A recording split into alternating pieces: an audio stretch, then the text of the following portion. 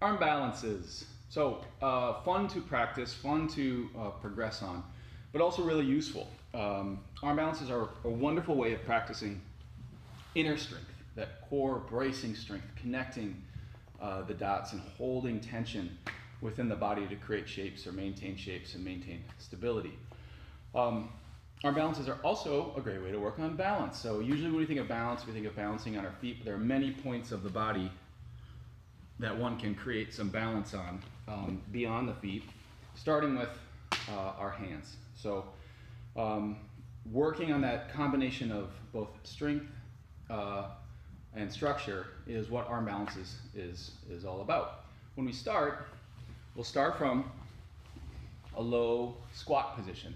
Doesn't have to be a technical bottom squat. So I prefer to start from a toe squat so that I'm already ready to tip forward into my hands. My arms are going to be on the inside of my legs. This is what's called a low crow position. Low because I'm going to be low to the ground as I shift forward into my arm balance. Generally what happens when folks are first learning this is that you might feel a little nervous about getting up. And what you need to be able to do is put all of your weight centered on your hands. So if you look at my shape right now, the reason I'm not getting up is that all of my weight is actually behind my hands. See that there's a little angle in my arm? My arm needs to be right on top of my hands, if not a little bit far forward, in order to bring my weight in between my handstands. In order to do that, turn your hands out. Absolutely no reason to keep fingers forward for these. If that feels good for you, great.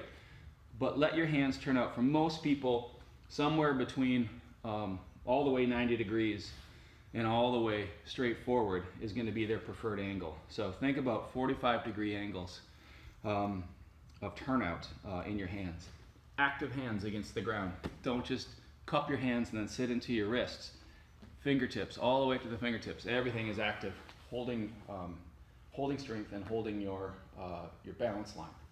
So when I start moving into my hands, I'm really going to be working on tipping up and then tipping back down.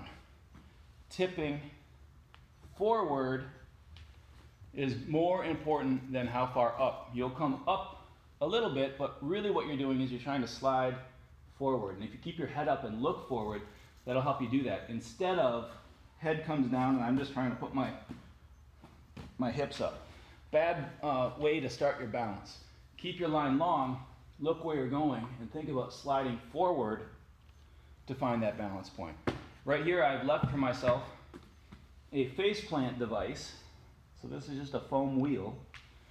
And when I lose my balance, if I lose my balance, my forehead can touch there. Nice thing about this is I can start working on triangulating between tipping back and tipping forward without worrying about face planting. So if you're having a hard time getting to that balance point, put something in front of you. It could be a kick pad, it could be this, it could be a smaller block. Something to reach your forehead toward, and then you know you're going to go beyond your balance point. And somewhere in between toes and forehead is going to be your balance point. We've helped so many people get their first crow, even people who have been working on it for a very long time. It's a very simple way of kind of breaking down the principle of what the body is doing versus just thinking about the goal of balancing on your hands. Next progression after crow is a high crow. This is more of a half step. So if it doesn't feel good, if you have a lot of sensitivity on the back of your forearms for this, don't get caught up on having to learn high crow. It's fun, it's cool, but it isn't necessary to progress. Don't make it a stopping point. So you have your first assisted crow help you get to your first low crow. High crow just means I'm going to put my arms on the back of my legs. Notice the shape also is going to require a lot more compression. With my low crow, I don't need to have my legs compressed into my torso as much, but for high crow, I'm going to need more compression. Might be easier to start high crow from more of a standing position versus squatting all the way down. So here I'm going to bring my legs as high up my arms as I can, and high crow because my center is now much further off of the ground. So I'm in a high position versus a low position. which also makes it a little bit more difficult from a balance point of view, because the further away from the ground you are, the more difficult it is to maintain your balance point. After crows, after you have your crow, and all of the side crows and different shapes people make within crow can also be little half steps, but once you have your crow, most of those are a matter of having enough range to get into them. So, getting into like an inside side crow or going all the way in the outside side crow, those effectively are the same as a crow from a balance point of view. It just depends on whether or not you have enough range to get into the shapes. So we treat the next actual progression in arm balancing as an elbow lever. So crows to elbow lever. The elbow lever, best to do elevated. So get your hands off the ground. It's going to give you more space. When I start doing it, it'll make sense why. I'm going to reach on the outside. I'm not going to reach on the front, outside of this wheel. And now my balance point, instead of on my legs, is going to be on my body. And I want to get my arms as far down my torso as possible. I'm going to use a very strong flexed position, so a strong hollow body position. I can't do this with my body laid out here. I mean, maybe I can, but it's going to take an awful lot of reconfiguring. Much easier if I try to bring my pelvis and my elbows together and then begin to shift forward. Notice that my forearms here are shooting for vertical. If my forearms are not vertical, I'm never going to get into a balance point. So my forearms have to float to vertical in order to do this.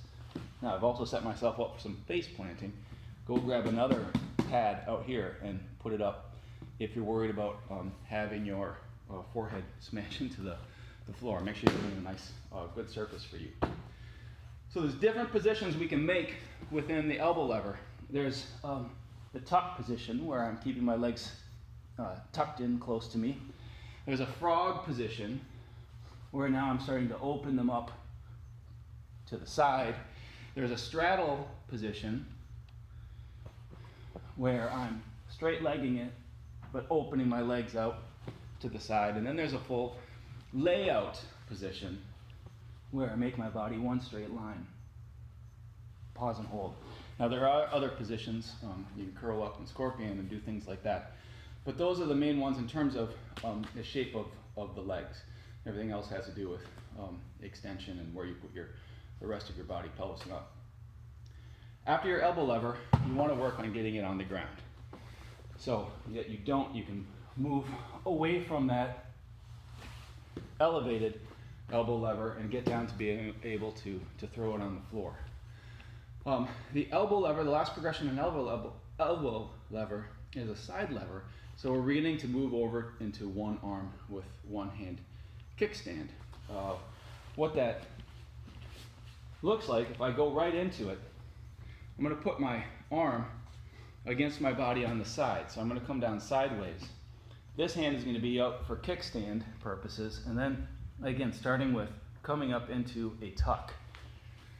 I can do all similar shape changes from my tuck.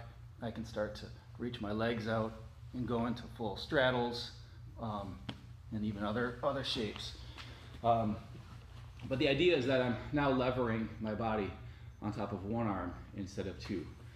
This can progress to a full one arm elbow lever. Very advanced. I've done that progression a couple of times. Be careful when you get into this territory. Now we start getting some really specialized stuff. I gave myself some tendonitis doing it, so I don't recommend it for everybody. If it's something you want to progress toward, awesome. Just maintain strength, strong wrist, much more important than fancy tricks. And the last thing, the last progression, would be trying to mix them together. So after you have all of your progressions, you have your crows, you have your elevated elbow lever, you have your elbow lever on the floor, and you have side elbow lever. You can start working on blending them together, which I think is a much better progression than just going all the way to the one arm.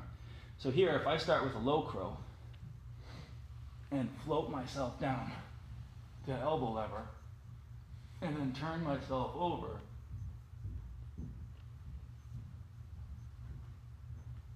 into side crow, And I can do the other side as well. A much better demonstration of balance and control and strength.